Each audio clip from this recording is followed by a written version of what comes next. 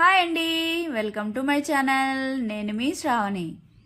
అందరు ఎలా ఉన్నారు? నేనైతే చాలా చాలా బాగున్నాను. మీరు కూడా బాగుండాలని కోరుకుంటున్నాను. ఇవాళ టేస్ట్ అయితే చెప్పాల్సిన అవసరం లేదండి, అంత టేస్ట్ ఉంటుంది. వంకాయతో పుల్లగూర చేసి చూపించబోతున్నాను. ఇంకెందుకు మరి ఆలస్యం, స్టార్ట్ చేసేద్దాం. ముందుగా బౌల్ పెట్టుకొని ఆయిల్ వేసుకోవాలి. ఆయిల్ అనేది కొద్దిగా ఎక్కువగా వేసుకోవాలి. హీట్ ఎక్కిన తర్వాత ఆవాలు, అలానే జీలకర్ర, తర్వాత కరివేపాకు వేసుకొని చిట్పట్లానివ్వాలి. తర్వాత మంచిగా దంచుకున్నటువంటి వెల్లుల్లి వేసుకొని ఒకసారి మిక్స్ చేసేసుకోవాలి.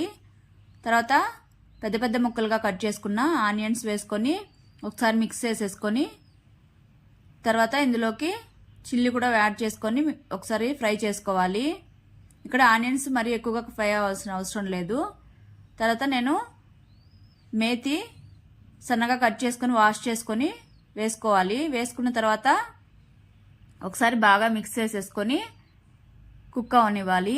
తర్వాత ఇక్కడ వంకాయలు అనేవి సన్నగా కట్ చేసుకొని వేసుకోవాలి.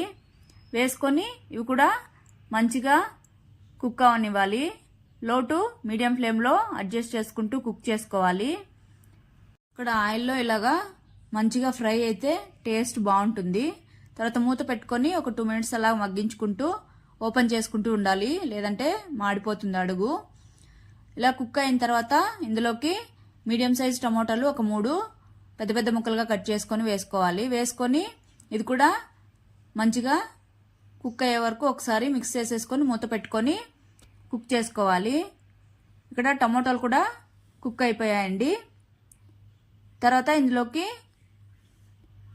కొద్దిగా చింతపండు వేసుకోవాలి. అలానే తగినంత ఉప్పు, కొద్దిగా పసుపు వేసుకొని ఇవంతా ఒకసారి బాగా మిక్స్ చేసుకోవాలి.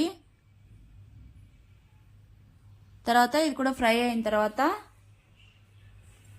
ఇందులోకి వాటర్ యాడ్ చేసుకుంటున్నాను. ఇక్కడ వాటర్ అనేవి నేను రైస్ బాగా ఒక 2 to 3 times బాగా వాష్ చేసుకొని లాస్ట్లో ఉంటాయి కదండి, ఆ వాటర్ వేసుకున్నాను.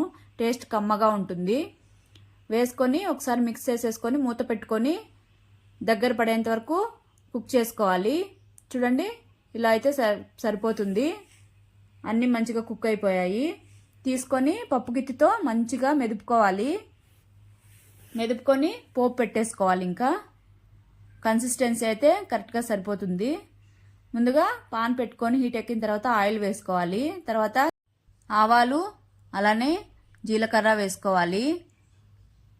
తర్వాత కొద్దిగా కరివేపాకు వేసుకొని చిట్పట్లానివ్వాలి. తర్వాత ఇందులోకి దంచుకున్నటువంటి వెల్లుల్లి వేసుకొని ఒకసారి మంచిగా మిక్స్ చేసేసుకొని ఫ్రై చేసుకోవాలి. ఫ్రై అయిపోయిన తర్వాత లో ఫ్లేమ్లో పెట్టుకొని మంటని ఈ పప్పునంతా ఇందులోకి వేసేసుకొని ఒకసారి మిక్స్ చేసేసుకొని 2 minutes అలాగా ఉండనిస్తే సరిపోతుందండి. ఎక్కువ కుక్ అవ్వాల్సిన అవసరం అయితే లేదు. తర్వాత ఇందులో కొద్దిగా కొత్తిమీర వేసేసుకొని ఒకసారి మిక్స్ చేసేసుకొని స్టవ్ ఆపేసి సర్వ్ చేసేసుకోవడమే. ఇదైతే రాగి ముద్దలోకి, వేడి వేడి అన్నంలోకి అయితే సూపర్ టేస్ట్ ఉంటుందండి. తప్పకుండా అయితే మీరు ట్రై చేయండి. ట్రై చేసి మీకు ఎలా వచ్చిందో కామెంట్ సెక్షన్లో కామెంట్ చేయండి. Okay, bye, take care, thank you for watching.